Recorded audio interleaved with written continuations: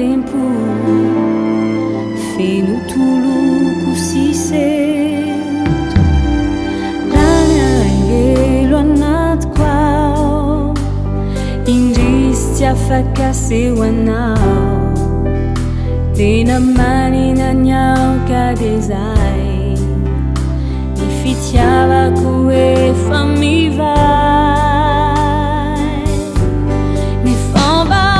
tsapanao ihany ve ny aiaiko ny mombanao mba misaina ve say efa dinonao ny fisiko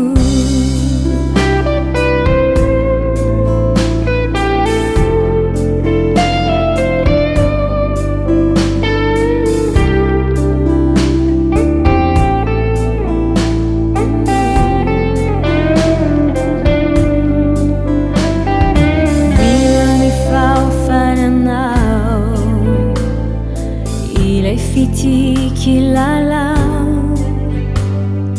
fiti nandal futsignani di funo e falasana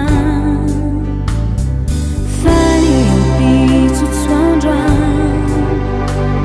inuk fatsu fenu tuna e fanyeza kayana unyantan with